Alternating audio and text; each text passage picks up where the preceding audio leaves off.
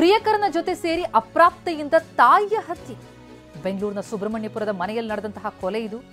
ಪ್ರಿಯಕರ ಮತ್ತು ಆತನ ಸ್ನೇಹಿತರ ಜೊತೆ ಸೇರಿ ತನ್ನ ಹೆತ್ತ ತಾಯಿಯನ್ನೇ ಹತ್ಯೆ ಮಾಡಿದ್ದಾಳೆ ಪುತ್ರಿ.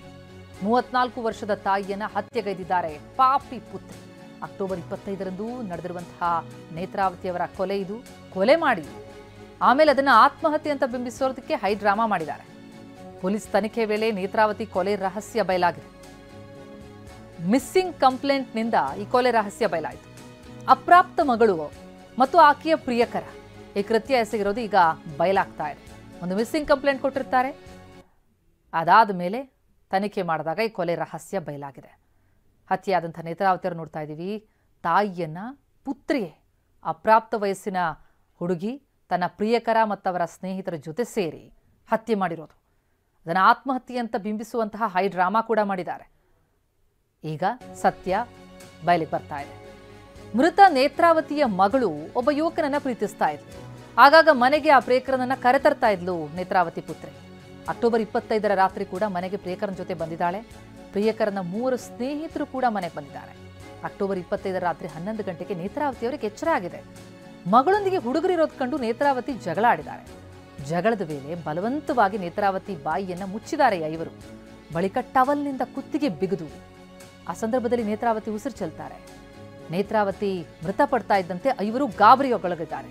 ಹತ್ಯೆ ಬಳಿಕ ಕುತ್ತಿಗೆಗೆ ಸೀರೆ ಬಿಗಿದು ಫ್ಯಾನ್ಗೆ ನೇತ್ ಹಾಕ್ತಾರೆ. ಅದೊಂದು ಆತ್ಮಹತ್ಯೆ ಅಂತ ಬಿಂಬಿಸೋ ಪ್ರಯತ್ನ. ಮನೆ ಲಾಕ್ ಮಾಡಿ ಮಗಳು, ಪ್ರಿಯಕರ ಮತ್ತು ಆಕೆಯ ಸ್ನೇಹಿತರು ಎಸ್ಕೇಪ್ ಆಗಿರೋದು.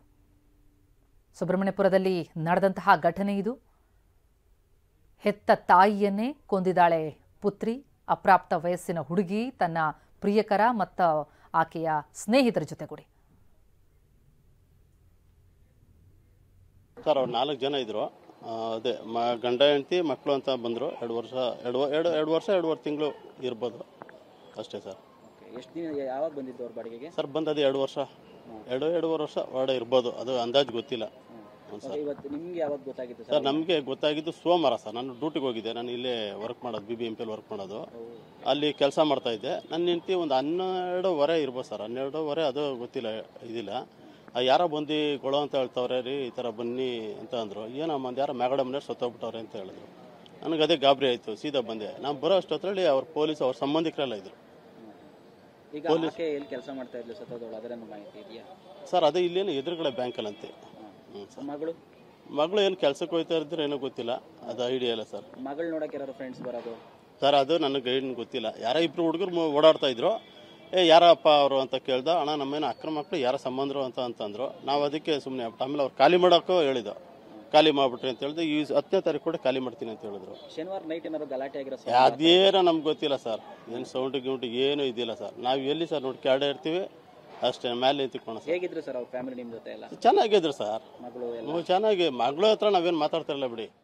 ಈ ಘಟನೆ ಕುರಿತಂತೆ ಡೀಟೇಲ್ಸ್ ಪಡಿತಾ ಹೋಗೋಣ. ನಮ್ಮ ಪ್ರತಿನಿಧಿ ಪ್ರದೀಪ್ ಈಗ ಸಂಪರ್ಕದಲ್ಲಿದ್ದಾರೆ. ಪ್ರದೀಪ್, ಏನಿದು ಹೆತ್ತ ತಾಯಿಯನ್ನೇ ಕೊಂದಿದ್ದಾಳೆ ಮಗಳಿಗೆ, ಅದರಲ್ಲೂ ಕೂಡ ಅಪ್ರಾಪ್ತ ವಯಸ್ಸಿನ ಪುತ್ರಿ ಅಂತಂದ್ರೆ ಘಟನೆ ಬಗ್ಗೆ ಏನೇನು ಡೀಟೇಲ್ಸ್ ಲಭ್ಯ ಆಗ್ತಾ ಇದೆ? ಸ್ಕೆಚ್ ಹಾಕಿದ್ರ ಅಥವಾ ಅಚಾನಕ್ಕಾಗಿ ಆದಂತಹ ಘಟನೆನಾ?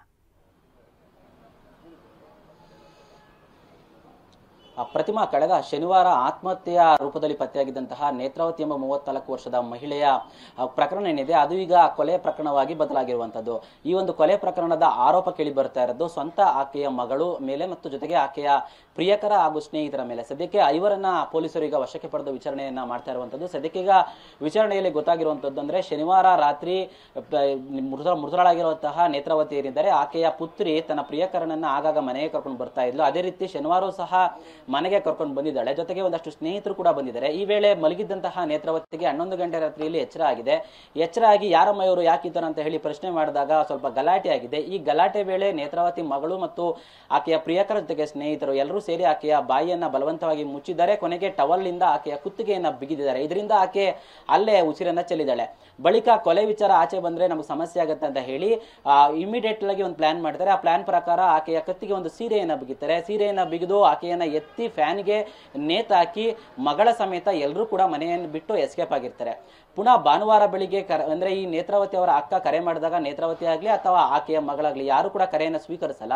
ಸೋಮವಾರ ಕರೆ ಮಾಡಿದ್ರು ಸ್ವೀಕರಿಸಲ್ಲ. ಸೋಮವಾರ ಮಧ್ಯಾಹ್ನ ಮನೆಯ ಬಳಿ ಬಂದಂತಹ ಆಕೆ ಮನೆಯ ಕಿಟಕಿಯಲ್ಲಿ ಬಗ್ಗೆ ನೋಡ್ತಾಳೆ. ಸದ್ಯಕ್ಕೆ ನನಗೆ ನಿಮ್ಗೆ ಆ ಮನೆಯನ್ನೇ ತೋರಿಸ್ತೀನಿ.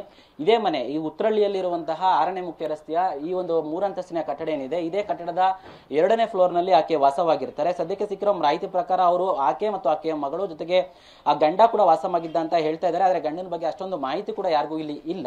ಆದ್ರೆ ಶನಿವಾರ ಸಂಜೆ ಈ ರೀತಿಯಾಗಿ ಘಟನೆ ಆದಾಗ ಸೋಮವಾರ ಅವರ ದೊಡ್ಡಮ್ಮ ಏನಿದ್ದಾರೆ ನೇತ್ರಾವತಿ ಅವರ ಅಕ್ಕ ಬಂದು ಇಲ್ಲಿ ನೋಡಿದಾಗ ಆಕೆಯ ಹೆಣ ಪತ್ತೆ ಆಗಿರುತ್ತೆ, ಅಂದ್ರೆ ಮೃತದೇಹ ಅಲ್ಲಿ ನೇತಾಡ್ತಾ ಇರುತ್ತೆ. ಆ ತಕ್ಷಣ ಅವರು ಸುಬ್ರಹ್ಮಣ್ಯ ಪೊಲೀಸರಿಗೆ ಕರೆ ಮಾಡಿ ವಿಚಾರ ತಿಳಿಸಿದಾಗ ಪೊಲೀಸರು ಬಂದು ಆತ್ಮಹತ್ಯೆ ಆಗಿರುತ್ತೆ ಕಾರಣಕ್ಕಾಗಿ ಒಂದು UDR ಅಂದ್ರೆ ಅನುಮಾನಾಸ್ಪದ ಕೇಸನ್ನ ದಾಖಲಿಸಿಕೊಂಡಿರ್ತಾರೆ.